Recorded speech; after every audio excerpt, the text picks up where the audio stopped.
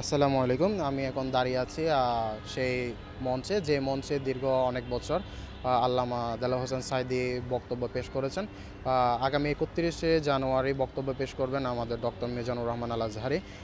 আমি এখানে এক ভাইকে দেখতে পারতেছি, ওনার সাথে একটু কথা বলি। আসসালামু আলাইকুম। এখানে আমি একজন বড় ভাইকে পেয়েছি। আমি ওনার কাছ থেকে জিজ্ঞাসা করতেছি যে এখানে ওনারা কী দায়িত্ব আছে বা কী ভূমিকা পালন করতেছে ওনারা।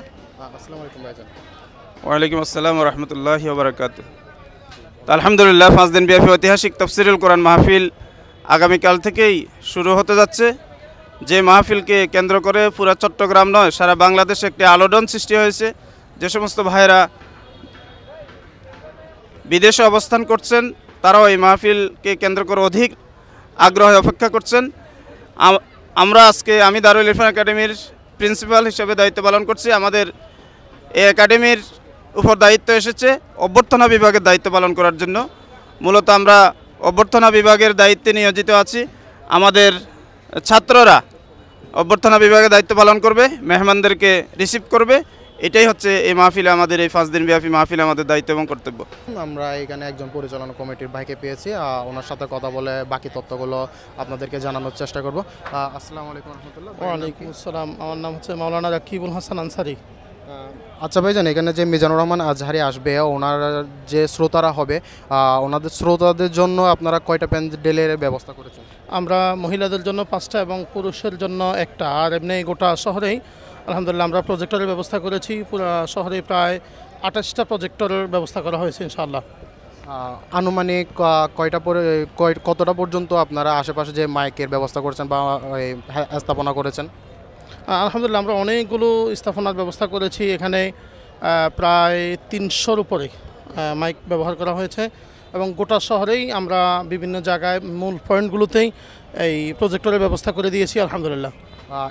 এটা যেহেতু চট্টগ্রামের প্রাণকেন্দ্র, তো এখানে তো অনেক দূর দূরান্ত থেকে অনেক মানুষজন আসবে, তাদের গাড়ির পার্কিংয়ের ব্যবস্থাটা কীরকম করেছেন আপনারা? আলহামদুলিল্লাহ গাড়ি পার্কিংয়ের জন্য আমাদের বিভিন্ন জায়গায় মাঠ ব্যবস্থা করা আছে। সেই মেডিকেলের সামনে থেকে শুরু করে বিভিন্ন জায়গায় আমরা গাড়ি পার্কিংয়ের জন্য আলহামদুলিল্লাহ ব্যবস্থা করেছি ইনশাআল্লাহ। আচ্ছা, আরেকটা হচ্ছে এটা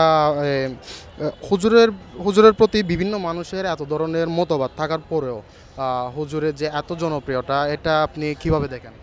আলহামদুলিল্লাহ আল্লাহর দ্বীনের কাজ করতে গিয়ে আমার রাসূল সাল্লাল্লাহু আলাইহি ওয়াসাল্লামের মতো বিভিন্ন সময় বিভিন্ন প্রশ্নের সম্মুখীন হয়েছেন। তো আলহামদুলিল্লাহ আমরা মিজানুর রহমান আজহারীকে বর্তমান যুবকের আইডল এবং তাফসীর জগতের একজন উজ্জ্বল নক্ষত্র মনে করি ইনশাআল্লাহ। কে কী মনে করলো সেটা আমরা কোনোভাবেই কেয়ার করছি না। আমরা মনে করি যে হুজুর আলহামদুলিল্লাহ একজন শ্রেষ্ঠ মুফাসসির ইনশাআল্লাহ। আল্লাহ আমাকে ওই সৌভাগ্য দেয় নাই, শহীদ আল্লামা দেলোয়ার হোসেন সাঈদীর তাফসির মাহফিলে আমি অংশগ্রহণ করতে পারি নাই।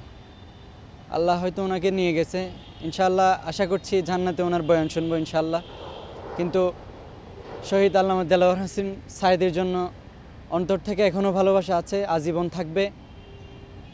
আল্লাহ ওনাকে জান্নাতের উচ্চ মাকাম দান করুক, আমরা এটাই আশা করি।